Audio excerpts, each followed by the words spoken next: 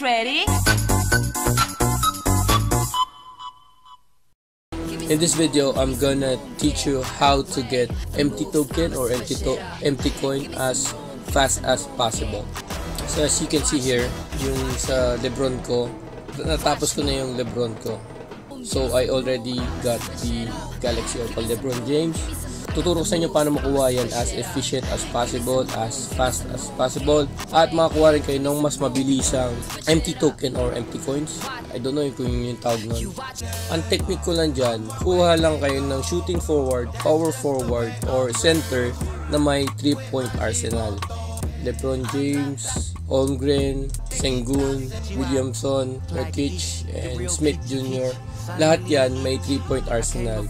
Sa point guard and shooting guard, kahit ano na, kung sinong basta mabilis na point guard or shooting guard, pwede na yon. Kahit hindi naman mataas yung card nyo, basta yung tatlo na yon may 3-point arsenal. So importante pasalan nyo sa point guard, set pick, dapat naka-fade, ikot, pasa, tira. See? Ganun lang. Ganun lang yung gagawin nyo palagi.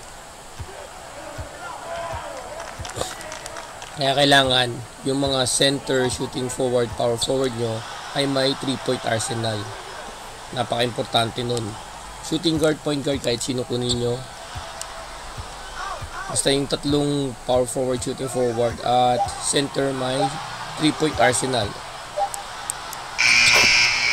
So, isa pa. Bigay, point guard, shooting guard. Dito lang kasi 3-point line. Set pick. Dapat naka-fade yan. Ikot. Pasa agad sa tira. Libre-libre. Ganun lang gagawin nyo. Dapat pag magsiset pick kayo, nasa 3-point line kayo para mas madali yung forward, power forward, or center na pumunta sa 3-point line. So pag hindi nyo ginawa yung set pick sa 3-point line, pag nabigay nyo na ipasa nyo sa power forward, shooting forward, or center, tatapak sila sa linya. So 2 points lang yun. Mas maganda pag nag-set pick kayo, dun kayo sa 3-point line. Ayan, 3-point line, diba? Set pick, fade, ikot, pasa agad, pag libre-libre, tira mo. See? Ganun gagawin nyo.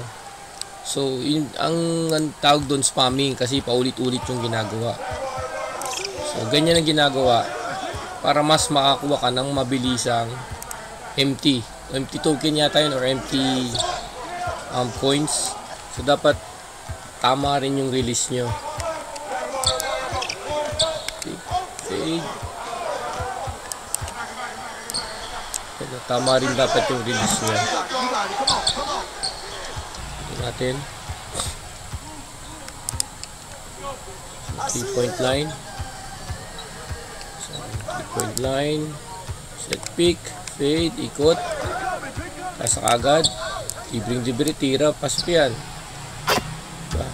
But make sure na yung release nyo ay maganda rin, nasa timing, kasi kung hindi nasa timing hindi rin gagana yun. Pero pag libre siya, pag wide open, 100% sure na papasa.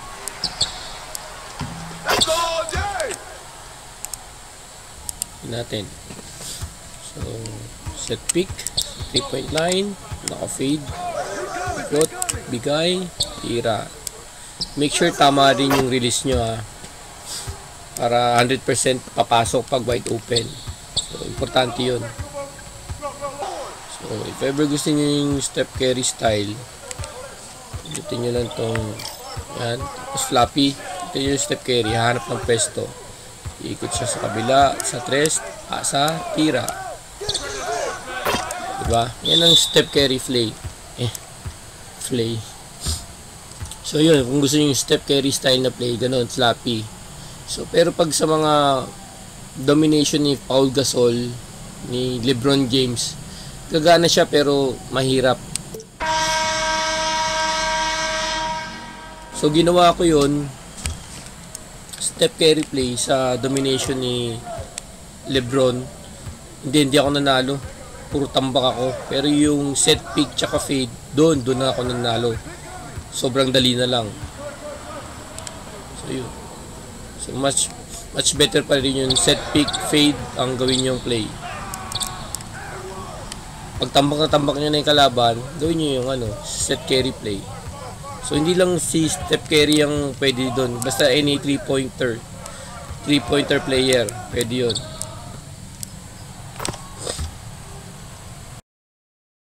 Sa mga future na domination, yung mga kalaban nyo doon sobrang hirap kasi hindi sila nagmimintis.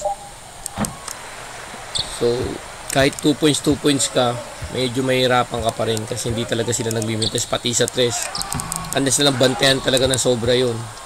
So much better na ito talaga gawin sa mga upcoming domination event. Set pick, fade, tapos asa. Yan, ganyan lang gagawin para sure na makatambak ka sa kalaban or lumaki yung lamang mo. Kasi pag 2 points lang, hindi talaga uubra yon kasi sobrang